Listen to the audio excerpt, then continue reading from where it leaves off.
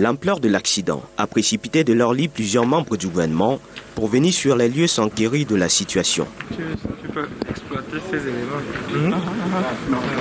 Nous sommes à Bastos, lieu dit ancien Yaouba. Voici la boîte de nuit au centre de cette horreur. L'ambiance festive du week-end a tourné au vinaigre pour la plus d'une centaine de personnes présentes ici dans la nuit de samedi à dimanche.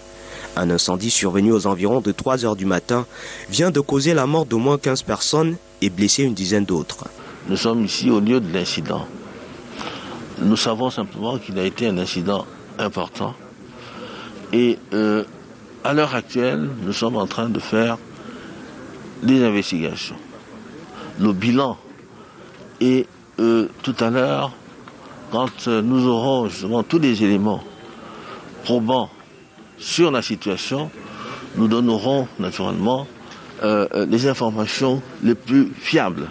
D'après le communiqué du gouvernement rendu public en mi-journée ce dimanche, l'incendie a été causé par une déflagration des feux d'artifice habituellement utilisés dans cet espace. Tout serait parti de l'ouverture d'une bouteille de champagne, suivie de feux d'artifice qui ont dégénéré, provoquant 2 violentes explosions. Plusieurs personnes ont perdu des proches. Quand je me suis réveillé ce matin, j'ai eu des nouvelles de la victoire de Nganou. Après, j'ai un ami qui m'appelle qu'il y a eu un incendie à Bastos, au Leaves, que je connaissais en Sir Yaouba. Et puis je me suis inquiété parce que j'ai un ami qui vient très souvent ici. Depuis j'appelle, son numéro ne passe pas. Malheureusement, il a cramé dans cet incendie. Franchement, c'est assez dur. Le drame a également endeuillé le ministère de la Santé publique et l'armée. Le directeur de la promotion de la santé, Fane Mahamat, bien connu du public depuis l'avènement du Covid-19, a péri dans les flammes. De même que le colonel du BIR, Patrice Biloa, en service à l'autorité aéronautique et un adjudant de cette unité d'élite. Les corps ont été déposés à la morgue de l'hôpital militaire du Cefta et les blessés sont en soins intensifs à l'hôpital central de Yaoundé. Le gouvernement, dans son communiqué, transmet les condoléances du chef de l'État aux familles des victimes et invite les populations à une plus grande vigilance dans les espaces de loisirs.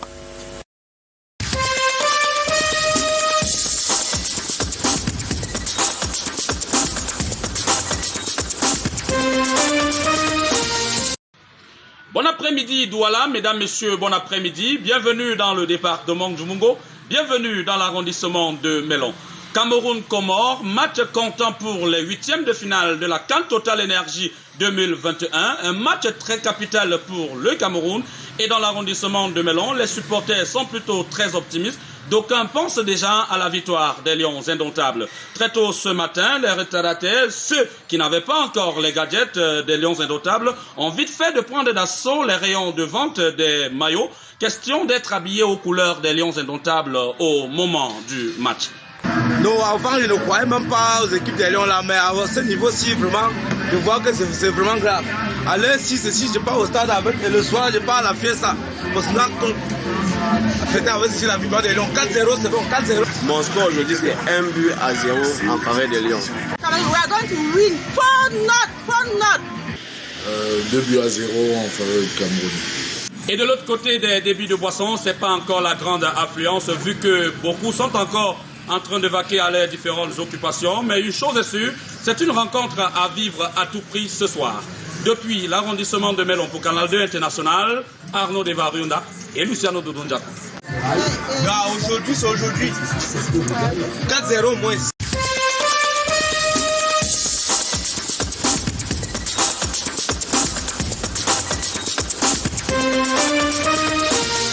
Sur le plateau, bienvenue dans la ville de Bokito, la ville des hommes intègres. Nous sommes en plein marché et ici, tout le monde parle football.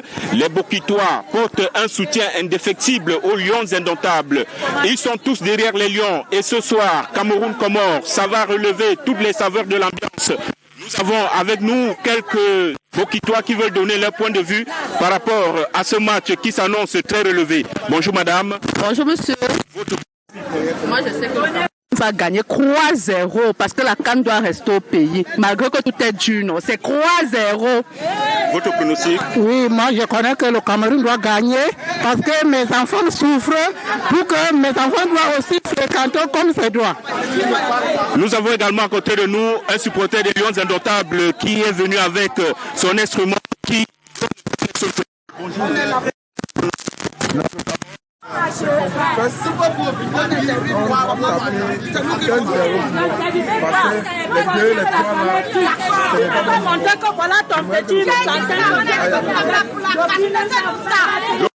Bokito, voir une équipe du Cameroun joueuse qui marque des buts comme il en a l'habitude depuis l'entame de cette compétition, la Coupe d'Afrique des Nations. Et le bilan de l'équipe nationale du Cameroun à cette Coupe d'Afrique des Nations affiche 7 buts marqués, 3 encaissés, 2 victoires, 1 match nul. Et le meilleur joueur, meilleur buteur de cette compétition est le capitaine de l'équipe nationale, Vincent Aboubakar. Faut donc pas se louper ce soir. Cameroun-Comores, il sera 20h à Bokito et tout ce public veut voir le Cameroun jouer les quarts de finale, aller même jusqu'en finale au point de garder le trophée ici au Cameroun. Dans la ville de Bokito, Espoir Anissé Baïha, François Emossi pour Canal 2 International. 2-0.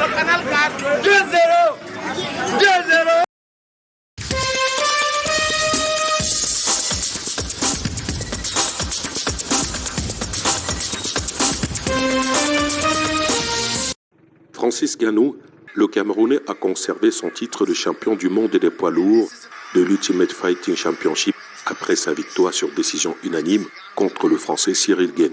C'était ce dimanche 23 janvier 2022 en Californie, aux États-Unis, au terme de 5 rounds. Cette victoire, vécue en direct au Cameroun et ailleurs, a polarisé l'attention des siens dans son village natal, Batié, situé dans les hauts plateaux.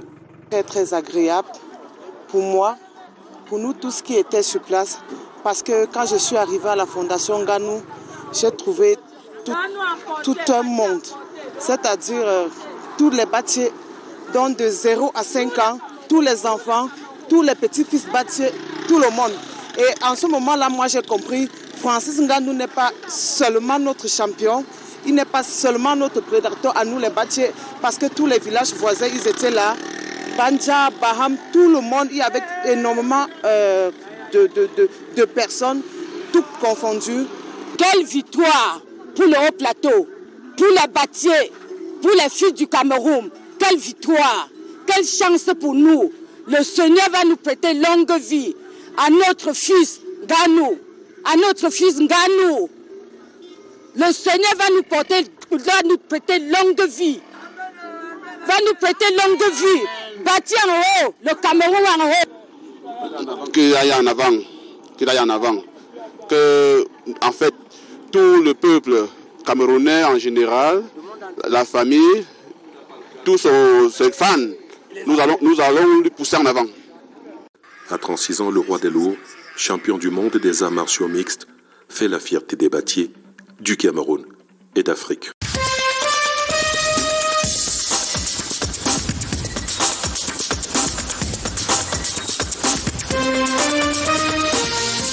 Guinée-Gambie, c'est demain au stade Omnisport de Kwekong à Bafoussam.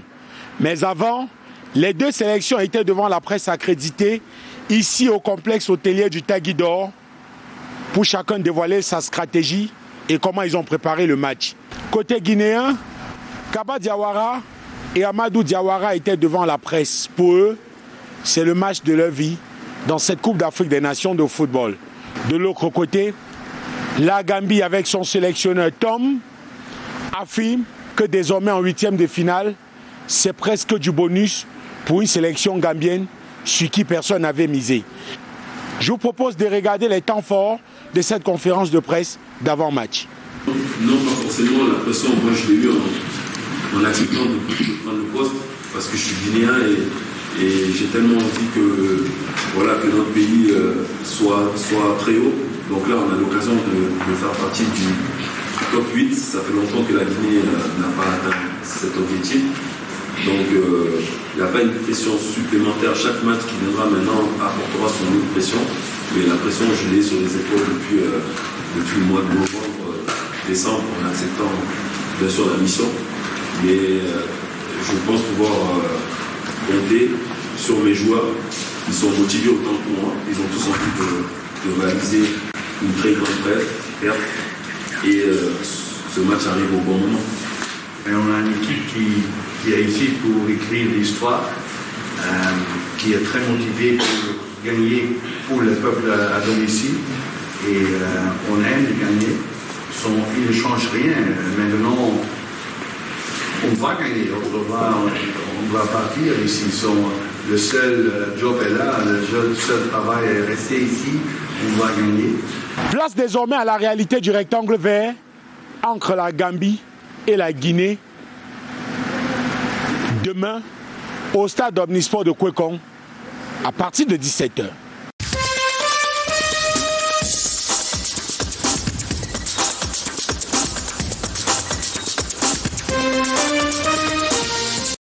Gashiga, localité située à une quinzaine de kilomètres de Garoua, accueille les journalistes et les visiteurs de la CAN. C'est le chef-lieu du Lamida de Demsa. La visite guidée du musée du cheval a permis de voir la collection d'anciens véhicules du Lamida et de sépultures de cheval habillé. Pour nous, nous pensons que le cheval est au centre de ce Lamida parce que le cheval a surlevé le Lamida de Demsa sur tous les trônes. L'esplanade du Lamida de Demsa a ensuite accueilli les groupes de danse traditionnels, les visiteurs et les journalistes venus pour la CAN, pour une fantasia et une danse de la fada, un moment d'émotion. Je suis vraiment très émerveillé, c'est une fête très extraordinaire, on est vraiment très ému, vraiment je suis satisfait d'être passé ici à Gashiga. Mais également ce musée m'a également tellement marqué que j'ai pu voir de mes propres yeux certains anciens objets décoratifs ayant un rapport avec le cheval. C'était vraiment très très mémorable ce moment. La capitale de la culture dans le Septentrion, ce ne serait pas trop de le dire si l'on effectue un tour dans le royaume avec des habitations anciennes qui résistent au temps. L'objectif est de valoriser les richesses culturelles locales. Par rapport à la CAN qui se joue au Cameroun, particulièrement dans la ville de Garoua, étant donné que nous avons eu 2 jours de repos, nous avons jugé utile, particulièrement moi, d'organiser cet événement-là pour essayer de lier la culture à cet événement footballistique. Demsa, principale porte d'entrée vers le Nigeria, se veut visiblement comme une conciliation du monde moderne à celui de la richesse traditionnelle. Les esprits de ces touristes d'un jour repartent marqués par Demsa.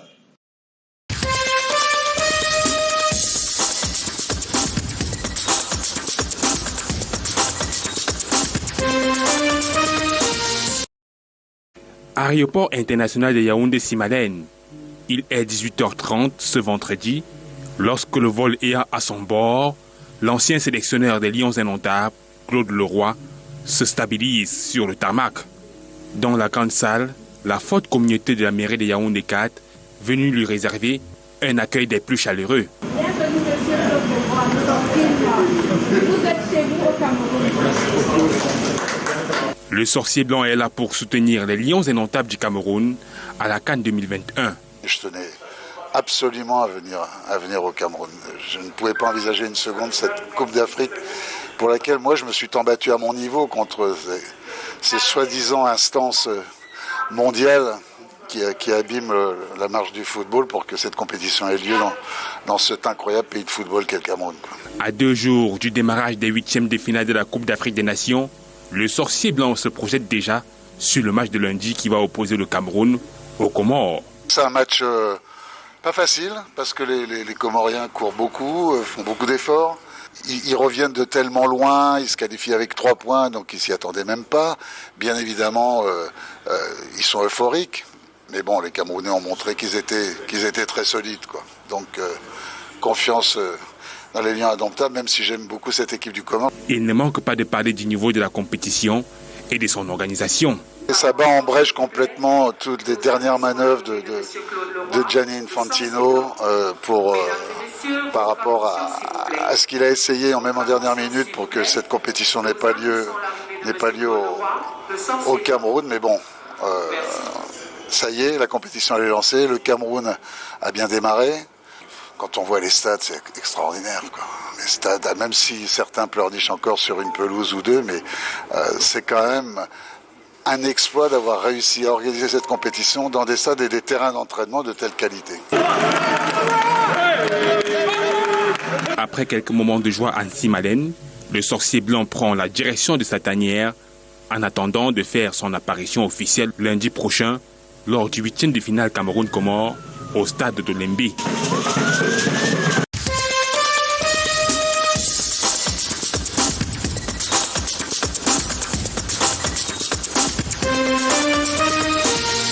On pourrait le qualifier d'un héros mort pour défendre sa moto. Ce conducteur de moto-taxi anonyme et baignant dans une mare de sang n'a pas résisté longtemps à ses bourreaux qui l'ont tué ce dimanche 23 janvier et emporté son engin à 2 roues. Voici un exemple. Lui, il sort d'ailleurs. On ne le connaît pas parfaitement. Donc, on ne sait pas qui lui est bon. On ne sait pas si on a fouillé pour voir si il y a un cas d'identité sur lui. On ne sait pas. Alors que sur nous, les dans la vie, nous sommes les choisis. On ne permet vraiment de détecter tous ceux qui sortent. Le drame s'est produit pendant la nuit au quartier Cité de la Paix, dans la ville de Nkongsamba. La dépouille découverte le matin. Le chef de bloc alerte les forces de l'ordre. Cet acte s'est passé dans la nuit. Et au moment où nous parlons, en tant que chef de la localité, de Boum 1, j'ai pu faire exactement ce que j'avais à faire, alerter les autorités que j'ai appelées, et nous sommes descendus ensemble. J'ai d'abord appelé la compagnie, j'ai appelé le commissariat, et vous comprenez que nous y sommes ensemble et nous menons les mêmes enquêtes. Ce meurtre ne semble pas un cas isolé. D'après les témoins, l'insécurité est relevée dans cette zone. À 5 h le matin, tu peux te mettre la voie dans la voiture. C'est à l'axe pourquoi. Ça, c'est un axe que la police devait sillonner là-bas chaque jour, chaque moment. Donc les voleurs ne s'amusent pas à accéder à l'axe. Le corps couvert des heures, attendant une éventuelle identification espérée. Il a finalement été déposé à la morgue de la place et une enquête ouverte.